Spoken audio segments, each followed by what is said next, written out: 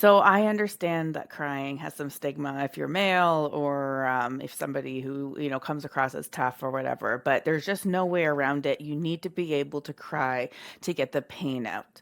You need to be able to release pain through your tears, to release your sadness through your tears. What happens if you don't? I am living proof of this. I don't want to go too much into my own personal details here, but I spent a lot of my years dealing with antidepressants and I got pretty numbed out. And I wasn't actually pretty much able to cry for a long time, but I also wasn't able to feel the highs and lows of life. So it was like a package deal.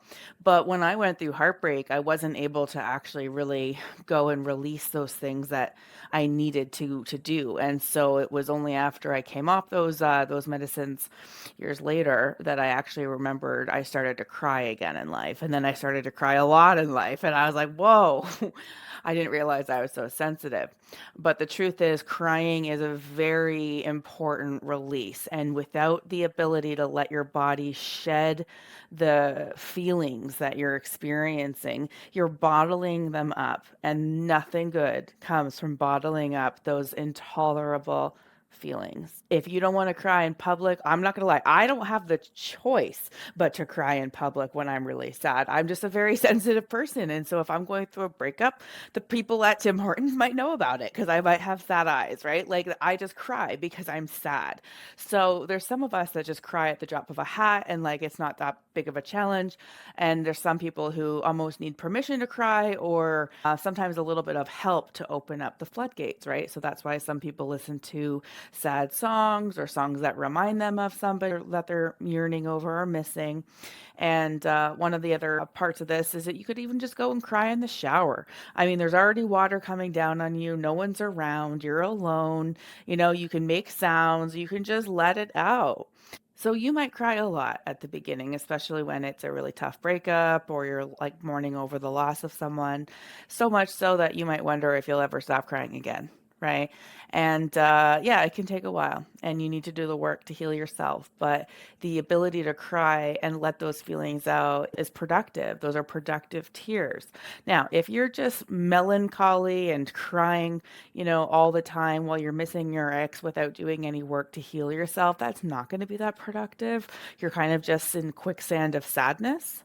So you need to know the difference between allowing yourself to grieve through crying, through tears, and then also being almost an emotional masochist and just sitting in the pain because you don't know how to do anything else. I heard a saying once about sad breakup songs about how they hurt so good. And I've never heard people say like hurt so good. What do you mean hurt so bad? But sometimes you're looking to have that feeling so that you can get those tears out. So there's resources out there if you're having trouble with this, but don't be ashamed to let it out. I go to the park and sit there on the grass sometimes, and sometimes I just can't help it, but like, process a heavy emotion while I'm sitting there.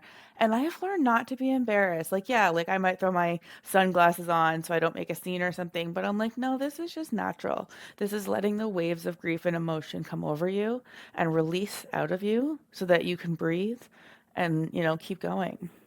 So cry and then rinse, repeat, meaning cry again until you just slowly start to reduce the amount of tears that you actually have to contribute to what it is that you're mourning. So don't be afraid to cry and don't be afraid to cry a lot because there might be a lot of pain and it might take some time for all those tears to come out. So give yourself grace, get yourself some 3-ply tissue if you can, spoil yourself, and yeah, do your best. By the way, I know this is such a shameless throw, but I do have an Amazon storefront, and the link is in the description of this podcast. I have a list there called Breakup Survival Kit.